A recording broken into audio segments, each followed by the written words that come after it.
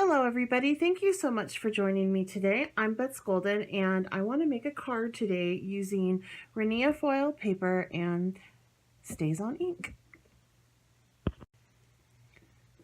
So what I'm using is the metallic variety pack, and I have the gold glossy copper texture. It's the Starstruck. So I'm going to first start off with the gold glossy. Place this in my stamper's platform.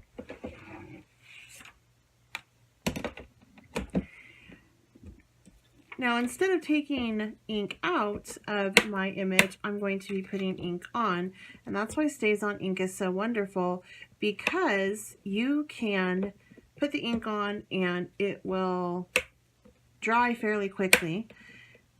The stamp that I'm using is from Joy Claire, and it is their wood background stamp. I'm going to actually use the burgundy type color here. It's called Claret. I think that's how you say it. I don't know. I'm horrible with names. And these stamp pads always smell so delicious.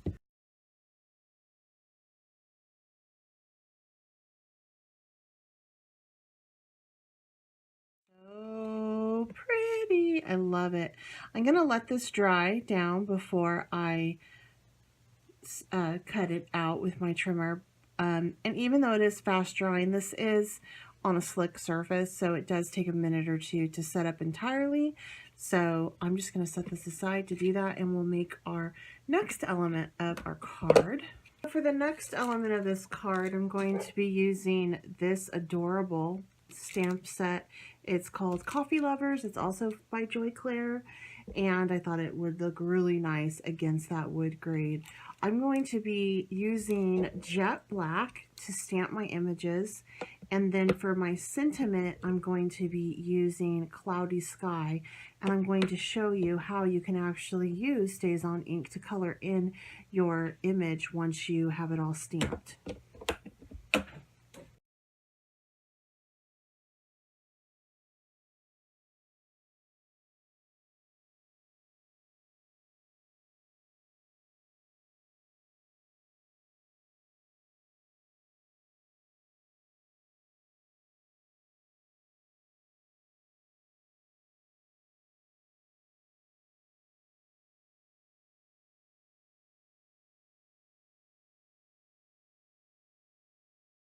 So I'm going to take this little cute heart, didn't even know this, and do that right there.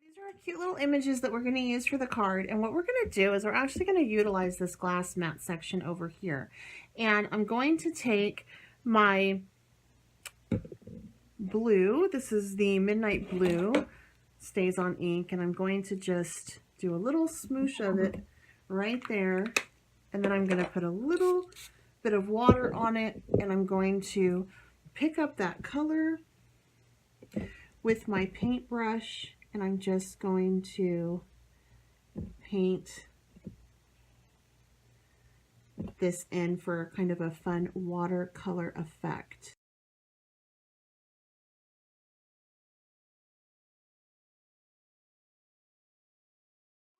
As you do this technique on a glass mat, it will work. However, as you can see, it has started to get dry up here and start to set.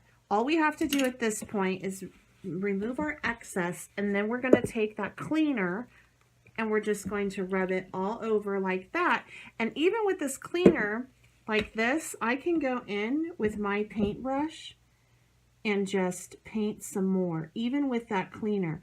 I just want to be careful that I don't get it close to the other ink that's been laid because it is the cleaner, right? And it could lift it.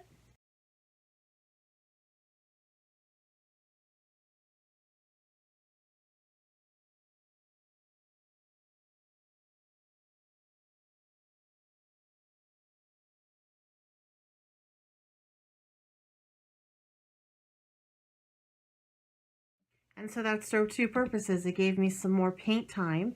And look at the variation in color on this. So this looks more purpley when I mixed it with water, and that's the midnight blue. And this looks more to the true blue when I actually smudged on some of the all-purpose stamp cleaner by Stazon. I'm going to go ahead and I'm going to color in my little heart with a little bit of this beautiful burgundy again. Now I don't need much.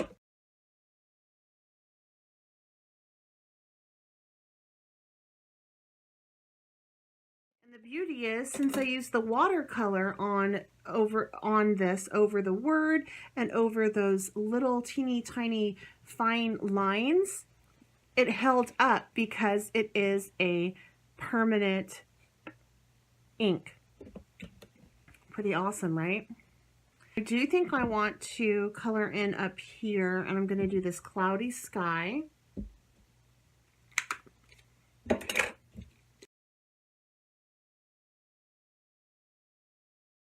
right, I'm pretty happy with that. I'm going to go ahead and put this on my scanning cut to cut out, and then we're going to assemble the card. So this has had some time to set up and dry, and it totally is dry. So this is a beautiful way to add color to your Rinea Foiled Paper and stamp on it when you don't want to remove the color. This would also be super pretty on silver. The ghost ink does not work well on those lighter colors like silver.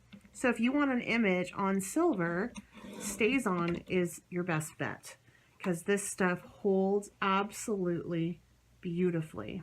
Card and an envelope I'm going to be using. I decided on craft paper, craft card base, because I love the high-low, like high end, and then the the lower end, the more rustic end. I love to mix those two elements. I thought this would be super cute to do that. But this card base is a funny a funny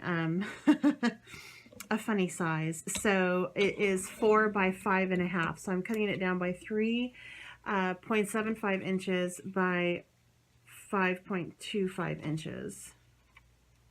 I'm not going to fold that quite yet. I need to get this laid out first. And I'm just going to use some super tight double adhesive.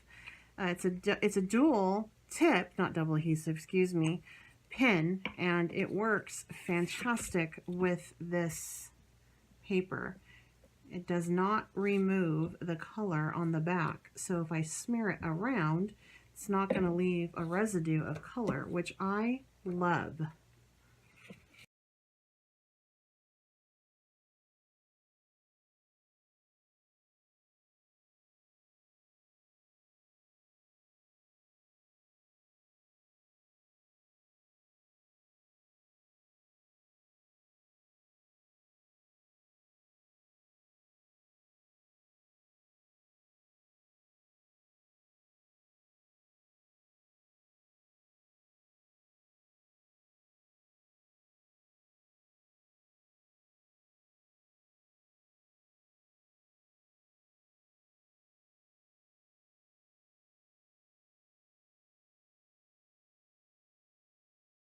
To finish off this card, I did do this on a pop dot just to give it a little bit extra interest, and I added some of these wonderful crystal drops in copper penny. I can't lift this up right now because I need to let it dry. If you noticed, I also put together this card open. I did not crease it. And the reason is because when you crease your card and then do your card face, you actually will get a spring in your card and nothing will be aligned correctly. And so you'll get crooked images and things like that. So if you're getting crooked images and you're using a ruler and a craft mat that has a ruler on it, open your card up and that'll stop happening. All right, please make sure that you subscribe if you haven't done so already. Give this video a thumbs up if you enjoyed it. Feel free to share. And also head on over to the Rinea website to check out great products over there. The foil that I used today can all be found over there. It was the Crafter's Pack Metallic Variety Pack. And also check out Stazon ink as well as the Joy Claire stamps. Those are fun. And the blog, the Rinea Foiled Paper blog, is fantastic. So go over there and check out those places for some more inspiration. Until next time, happy crafting!